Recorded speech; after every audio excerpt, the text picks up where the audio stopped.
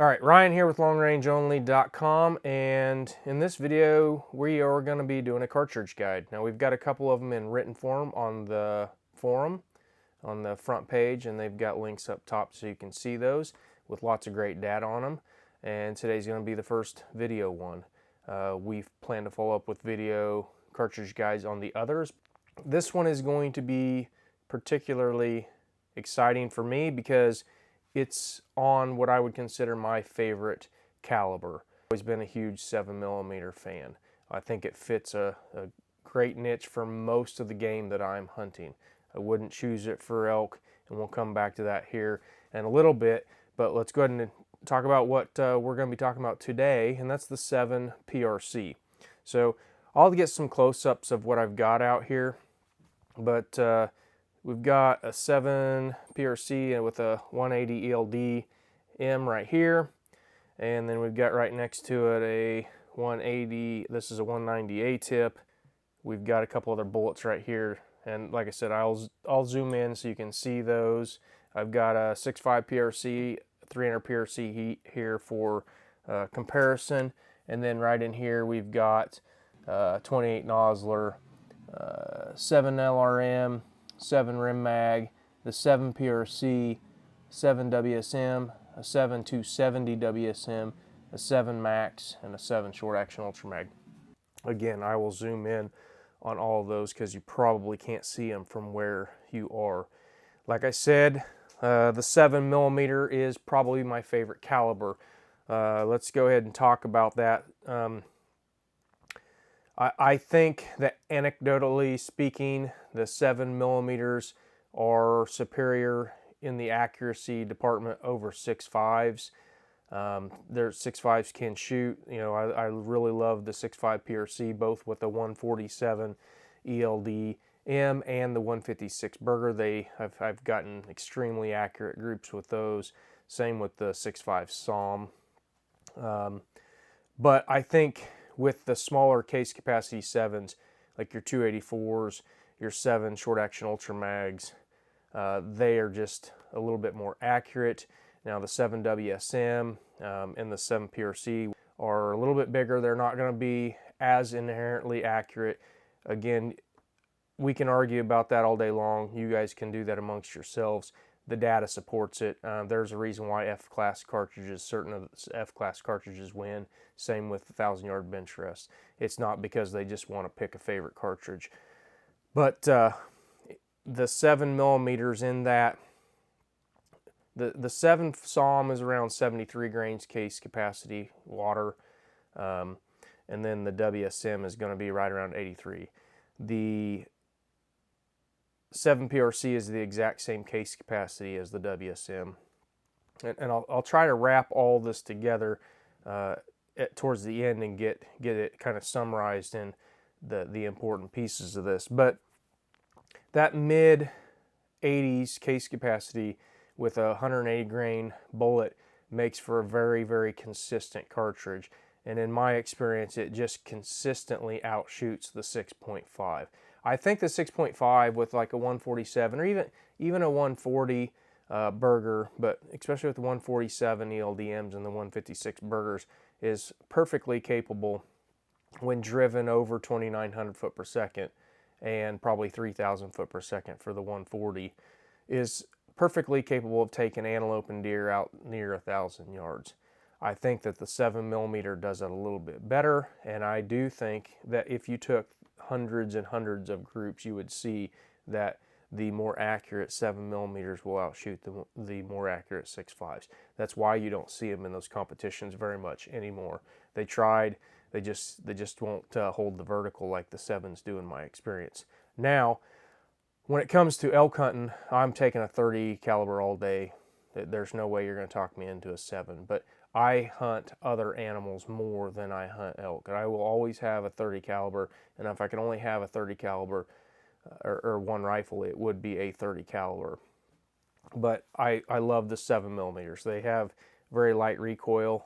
You put a nice stock on it like the Altair Arms Carbon or the Gunworks Climber or Magnus, and then you put a good brake on it and you really can't tell that it has much recoil. And so I really love them. Okay, so we kind of just talked about why I prefer the 7s over the, I would take the 7 on average over the 30 caliber just because of the recoil. I don't think if you're shooting antelope you really need to take a 30 caliber. There's no reason to punish yourself when the smaller cartridges are just funner to shoot. And one could argue you could even go down to 6.5, but we've already touched on that.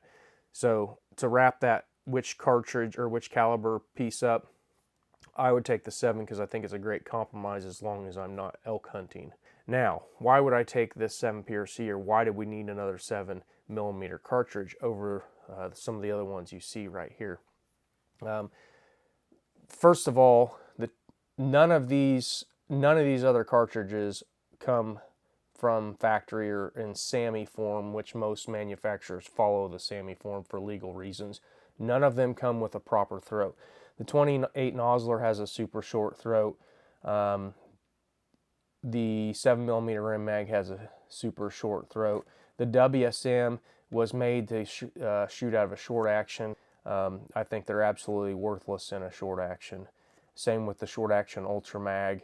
The 7 Max is a Wildcat. I just kind of threw it in here for comparison purposes. And then the 7 270, which I actually prefer over the 7 WSM, also not a SAMI, it's a Wildcat. And then right here you got the 7 PRC, which in my opinion is pretty close to perfect. Okay, the 28 Nosler it has the exact same SAMI specs as the 7 PRC, which pushes bullets clear down into that case because the case is a little bit longer. And the same thing with the 7mm Rim Mag. Now, ultimately, they are going to be a little more capable. The 28 Nosler for sure is going to be more capable, even in SAMI form. That extra case capacity is just going to outrun the PRC. I don't like the 28 Nosler because it's very hard to keep in tune. I know there's a lot of people on the internet that claim otherwise, and if your gun shoots great, by all means keep shooting it. Don't just change it because I'm saying this, or don't get upset because I'm saying it. But the fact is, most of them won't stay in tune very long. They eat throats and they burn barrels out, and that is just a fact. Now, if you're the guy that's shooting it once a year at deer, a couple 100 yards away, then none of this argument really matters anyways. Just pick a cartridge and go hunt. But for long range hunting, you really need to practice, and I don't think the 28 Nosler is really something I would consider. I've had them, I shot them. I just don't love them. I do love the 7mm Rim Mag right here. Same problem though. You really need to have a custom throat to get the full potential out of that cartridge. Now, they still shoot great in SAMI form. If you go buy a factory rifle, you can reload for it. You can push 180s into the upper 2900s with Rotumbo or H1000 and a 26-inch barrel. And for future reference in this video, when I talk about velocities, I'm going to be talking about a 26-inch barrel. Typically figure about 20-25 foot per second per inch, and you can kind of extrapolate the data that I give accordingly. And also keep in mind that every barrel's different. Not all of them will go as fast as what I'm going to talk about, and some of them will go faster. So we're just talking about averages, but it'll go in the mid 3000s with a 180 and reloader 26. Like I said, it really requires a custom throat to get that full potential. And then if you're just shooting factory ammo, you are going to be limited to the choices that are out there because of the SAMI spec. There's not a lot of big 180s, and you're not going to find the newer 190s and stuff like that. So if you get to wanting to reload and you want to pick those 180s, the 190s, the 195s, the Berger 184s, you're going to be losing a little bit of case capacity. And the 7mm Rim Mag is barely bigger than the 7 PRC when it comes to case capacity. So anything that you're eating up with the bullet, you're kind of losing ground to the 7 PRC. And I'll go over those case capacities here in a few seconds. The 7RM, I love it. It may be one of the most perfect 7mm that will ever exist, but Gunworks didn't spend the time to get it SAMI approved. And I really thought when we started hearing the buzz that the 7 PRC was going to come out that they may just adopt that. But they came pretty close, but they are a little bit different. Okay, the 7 WSM, made for a short action, it severely hinders the cartridge. The bullet is shoved way down in the bullet, or way down into the cartridge case, and it just eats up a lot of performance. Now, I've built every one that I've used, both all these the short mags, I've built on long actions, and they feed fine. They do take a little bit of tuning on the feed, the magazine box, and you may have to do a little bit of fine tuning on the feed lips of the receiver itself. But once they feed fine. I've not had a problem with them, but they do take a little bit of work, and some people just don't want to deal with that. In a short action, like I said, I think they're worthless. I'm not even going to talk about that. And that in and of itself kind of makes it so I'm not interested in the factory ammo offerings.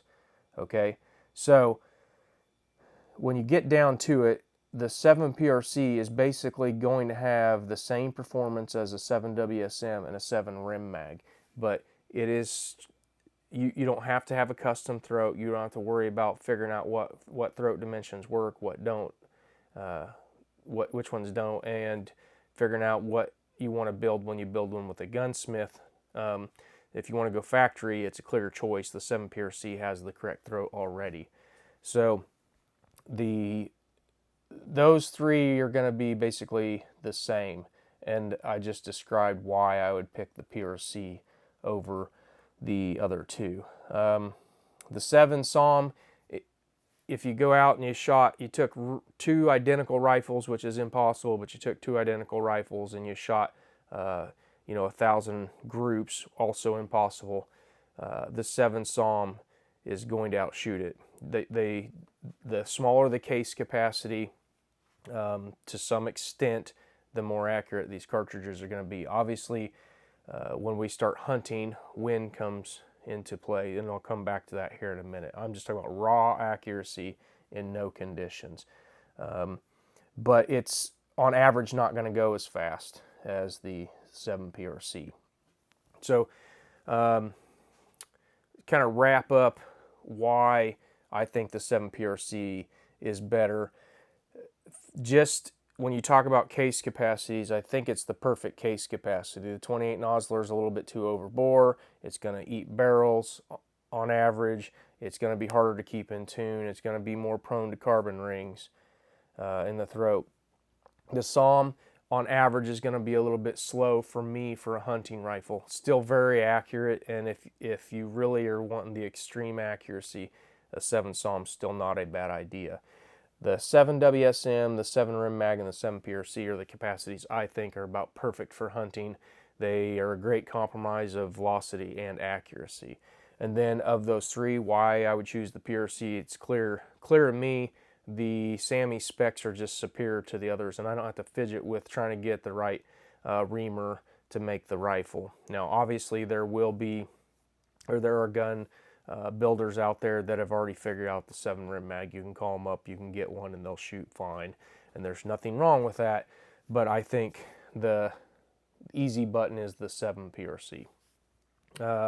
Probably going to get a lot of aftermarket support in brass and lots of different factory ammo offerings, which is going to bring it ahead of the others.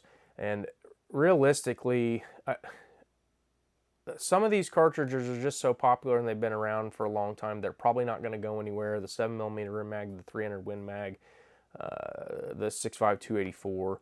But I think that the rifle manufacturers and the ammo manufacturers are going to start paying more attention and focusing their attention onto these cartridges that are, in my opinion, designed correctly. And it's going to leave some of the options for the others kind of behind. All right, so I think that we covered the whys. Let's go ahead and talk about case capacities of these so you can kind of get a generalization of the differences. The 28 Nosler with the ADG is 103 grains in a my fired chamber, 103 grains of water. The 7 LRM is 88 grains. I took a few different weights for the 7mm rim mag. In Remington brass, it was around 86.5 grains, and in ADG brass, it was closer to 84.5 grains. The 7 PRC is right at 83 grains. I don't have any RCC brass. Some of our forum members have been playing with it, and it's a little bit smaller, but the Hornady is 83 grains fired. 7WSM is right around 83 grains, and the only 7WSM brass I've ever used is Winchester. I've never had a problem with it, and so that's all I've ever used. The 7270 is about 82 grains. It's a little bit shorter, and that is also with Winchester brass. The reason why I prefer it over the WSM is because there's not enough capacity difference to make it noticeable, but you have more neck length, which allows you to mess with bullet seating and have a proper throat, and you can worry less about the throat eroding and pulling that bullet out of the case neck as that barrel wears. Does it really matter? Not much, but it does give leeway. It also gives leeway for having a certain reamer spec and using different size bullets and being able to keep that bullet in the case without a huge jump when you want to go to a little bit smaller bullet. Okay, the 7 Max is around 75 grains of water capacity. That's with ADG brass, and then the 7 Psalms around 73 grains of water capacity. So, like I said, I think that 83 is about perfect. It's not too much, it's not too little, and in my experience, those cartridges, the 7WSM, the 7mm rim mag with a proper throat, and then the PRC, so the WSM, PRC, and the rim mag, they're all very easy to tune. I've had 7 rim mags and WSMs in the past, easy to tune. This rifle was super easy to tune. And we'll come back to the loads here in a little bit. Now, what's proper throat mean? It really means a lot to a lot of different people, but in my opinion, when you're shooting a 7mm, you're going to be looking at a 168, maybe a 175, or the 180s, I think, are the bread and butter. You could go up to a 190 or 195 burger. This has right at 233 thousandths of freebore, and that allows all these 180s to be out of, so the bullet boat tail is not down beneath the neck shoulder junction. And the problem with that is oftentimes you'll get a donut. You will always get a donut there because brass flows up towards the neck and it gets thicker there. So you keep the bullet out of that donut area. It can cause accuracy problems. So that free bore allows that to do that, number one. And then number two, and not in any particular order, you're eating up case capacity if you stuff the bullet too far down in there. And with the bullets that we shoot, that 230 thousandths of free bore is pretty much perfect. So that's what I would consider proper free bore for the 7mm with these bullets. Now, if you knew that you were only going to want to shoot a 195 burger, then you would probably want a little bit more free bore. If you knew you were going to shoot a 168 burger, you would probably want a little bit less free bore. So let's see. We talked about why I love the 7mm. We talked about why I think the PRC is the best or one of the best out of the 7mm. We talked about case capacities. Let's talk about the accuracy and the loads that I did try. So, big picture, this case capacity is going to respond very well with 180 bullets, 180 grain bullets. It's going to respond very well to H4831 shortcut. It's going to respond very well to Reloader 23, H1000, Rotumbo. Let's see, Reloader 26, and I'll kind of touch on that a little bit more. N565 will be great. And N570 would probably be good with some of the bigger bullets like the 190 A-tips, the 190 Burger, and the 195 Burger. It might even work well with the 180. Now, I had limited time to try to, number one, get ready for a hunt with this rifle, and then number two, get some data to get out there for this cartridge guide prior to, so I couldn't test them all. Hornady did send us some ammo. They sent us these dies, and we do appreciate Hornady giving us the opportunity to work with them. They're a great industry leader, and like I said, we appreciate the opportunity to check this out before it hits the public and give you some information. So they did send us some ammo. I tore some of these cartridges apart. It looked like it had reloader 26, and it looks like it had about the 180 grain match. Looks like it was 67 grains of reloader 26. And it was shooting about 3/4 of a minute, so I figured I would just start with that and do some seating depth testing with the 180 Burger, started with the 180 ELD. And we were getting roughly half MOA when I found the right seating depth for the rifle. Like I said, the factory was about 3/4 of a minute. Okay, and those velocities were they were averaging the 30 range with reloader 26, CCI 250s, and the 180 ELD. Okay, so I shot that for a little while. We got it zeroed, and I started taking it out to distance. And in my gun, it just wasn't grouping super great at long range. It, in the 7 to 8 tenths of a minute out to, I think we took it out to 865, 870 at the range that I was shooting at. I can't shoot at my longer range because the current crop conditions, there's corn in the way. So I didn't really love the vertical I was getting with it at long distance, so I moved to the VLD. At the time, I didn't have any hybrids. I moved to the VLD, and we started with a seating depth test with 67 grains of reloader 26, still CCI 250s. And at 30 thousandths off, we got a 1/4 MOA group. So I went ahead and checked it again. It was shooting good. I zeroed it, and I started shooting it out at distance. And it was averaging half minute, maybe a little bit more average over several days in several different conditions, several different wind conditions. It was averaging. I'm not talking about groups. I'm talking about everything together. If you would have placed them on there, it was probably in the 7 tenths range. But on any given day, it shot several 1-inch groups at 870 yards. So I was out of time. I took that load on my antelope hunt. So that was 30 foot per second with a Burger VLD, reloader 26, and a CCI 250. Okay, so I shot. Actually, I unfortunately missed a couple shots at antelope. Ended up killing a sub 70 inches, like a 68-inch goat on the last day we had to hunt. Really, last hour that we had to hunt.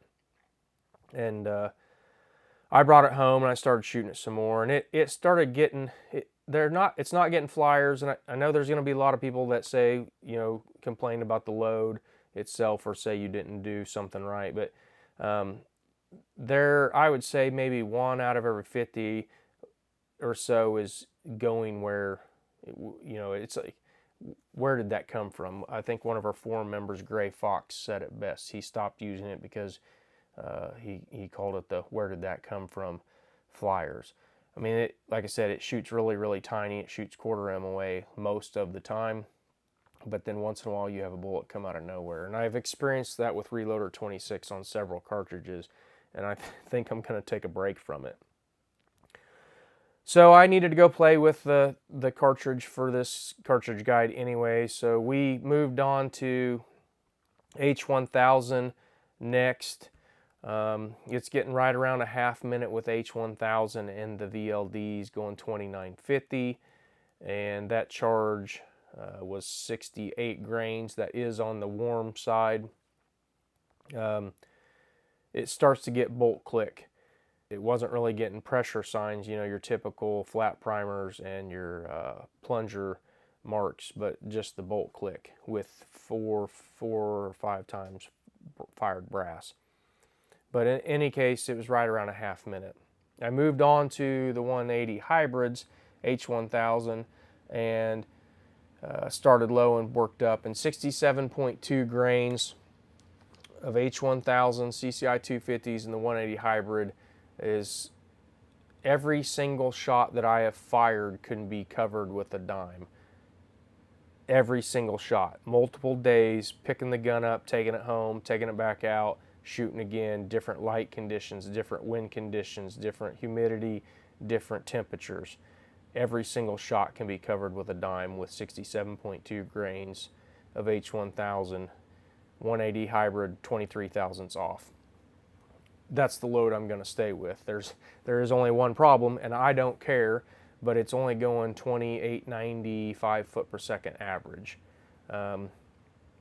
which I'm just going to go out and do drop validations with it. I have not had time to shoot it long range. Those were all short range. I didn't have time to go to the long range, but that's the load I'm going to run. It's ridiculously accurate and precise every time I shoot it. Okay, we went out with reloader 23, and I'll drop some real quick charts in here so you can pause and look at them. Also note that we will have all this data on the forum. But I took out reloader 23, and the best it could do is around 0.6 of a minute. I didn't mess with anything else. The seating depth was already on. I just did some optimal charge weight testing, and the best it would do is about 0.6 of a minute. A primer swap may help. If I were going to run that load or wanted to run that load, I would probably swap to 210Ms and start at the bottom and work up again with an optimal charge weight. I wasn't really interested in it because the accuracy wasn't there, and I could only get 2,900 foot per second out of that load before I started getting bolt click. We moved on to N565, and it was about the same. It was about half a minute, so it had a couple consistent half-minute groups running right over 2,900 foot per second. Again, if I were going to run this load, I would go swap primers and try to get it to be a little bit smaller groups, especially when I have this H1000 load that's shooting so well. But I think that was 60. I think that was 67 grains. It might have been a little bit more. Again, I will drop the charts in here, and they'll be on the forum for you. It's not something that I'm going to run, but I think the powder is worth consideration if it's something you have. Okay, then we went with Rotumbo, and it was about the same as the Reloader 23.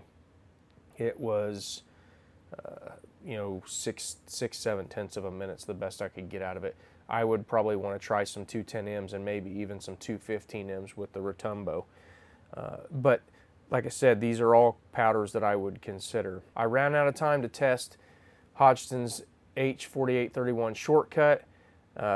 One of our forum members is having pretty good luck with it on a real quick optimal charge weight test. He had to leave for a hunt, but it looked like it was going to shoot pretty decent out of his rifle with just minimal tweaking, going 2920 foot per second out of a 26-inch barrel. And I've used it in my WSM in the past. I'm not going to give that load out because I think that barrel was probably a little bit fast and it took a lot of powder, but it was in the upper 2900s and it was very, very accurate. Again, it has the same case capacity, so 4831 shortcut is a powder I would definitely want to try in this, and I might, just to see if those faster powders typically do give a little bit better accuracy, but the problem is they usually lose a little speed. But since this H1000 load that I'm running is the lower node, I might try that.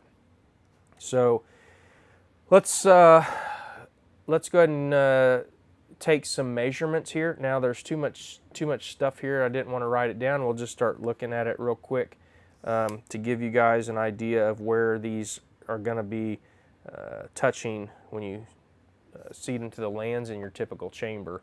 All right, here we've got a 190 A-tip seated to touch the lands. Here we've got a 180 ELD-M seated to touch the lands. Here we got a 195 Burger seated to touch the lands. And we've got a 190 Burger seated to touch the lands. And here we got a 180 Hybrid seated to touch the lands. Those are some considerations. Even though, you know, the Sammy Spec is 340, some of these longer bullets aren't going to fit under that 3.4 inches. So if you wanted to run some of these in a Tikka, you're still going to run into the problems that we've had with other cartridges. If you want to run them in an action that doesn't have a Wyatt box, all of these are going to fit under that. They're typically 3.6 inches. Some of the Brownings and the other weird rifles, I don't know them all. Personally don't know why you would use one to build on. Now, if they eventually come out with factory chamberings, which I would assume they will eventually, then the factory ammo is going to have no problem fitting in those manufacturers that are using antiquated magazine boxes, the ones that just can't seem to give it up. But those are some of the overall links here. Primers, same thing as, you know, the experience with these case capacities. It's going to do very well with BR2s, pretty much any large rifle primer, but BR2s, CCI 250s, Federal 210s, and Federal 215s. I wouldn't hesitate to use any of them, and if you want to get down to the extreme accuracy, then I would probably pick a bullet, pick a powder, and then do some testing, and then do that again with a different primer if it's not giving you what you want before you switch powders or bullets. I would try different primers. Like I said, the forum members that have playing with this have had better luck with the 210Ms, so I wouldn't hesitate to use that. Okay, and then like I said, I'm going to zoom in on all of this so you can see it closer. Get the 180 here. That's a look at the difference between the 6.5 PRC, the 7 PRC, and the 300 PRC. I think a lot of people thought that Hornady was just going to neck down that 300 and call it a 7 and go to town, but that's what we got here. So I'll have a link in the description below to the cartridge guide on the forum. I'll have a link to a thread that I will start on the forum. You can head over to the cartridge guide link to read out about everything I just told you and maybe some other details. I did go into some details a little bit more here because it's more of a long format for this video. On the thread, you can go there, you can ask me any questions about what I've seen, maybe something I missed, something specific you want to know, and I'll get that for you. I try to respond to those things pretty quickly. Let's go ahead and rehash very quickly, boil this down to what we've got here. 7mm PRC, brand new. Why do we need it? Why do we want it? Why does it exist? The old cartridges just don't have the right throat. This is going to be the best Sammy Spec 7mm that you can buy, period. And I fully believe that. It's got the throat dimensions that we need. The case is not too long. It's not too overbore. It's very accurate. It goes, you know, that 2900 to 3050, depending on what powder and which ammo you choose or how you reload. It's going to be right in that sweet spot. It's going to have all the power you need for deer and antelope out to 1,000 yards. It's going to work very well with a lot of different powders that are very popular. Your H4831, your H1000, your Rotumbo, Reloader 23, Reloader 26, and it's going to work good with any of these primers, large rifle primers. Surely you have some of them. I know components are very hard to get, but you should have one of these powders if you're into shooting magnums and some of these primers. At the time of release, most likely the only option for dies is going to be these Hornady dies.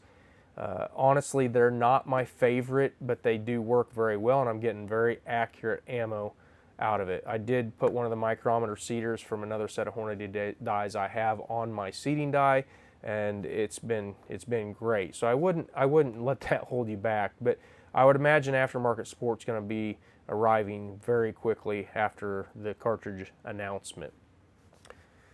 We appreciate you taking the time to join in. I know it was kind of long-winded. I tried to get as much information in there as I can, as much pertinent information as I can. Please like the video, subscribe to our YouTube channel, turn on notifications so you can be notified of future videos. Head on over to the forum. If you're not already a member, it's quick, it's free, it's easy to sign up. We would love to have you. There's lots of great data inside the forum. Like I said, I've got some other cartridge guides, and then of course we will have this cartridge guide, so you can go get all that data all in one place. We appreciate you taking the time to watch. Have a great day.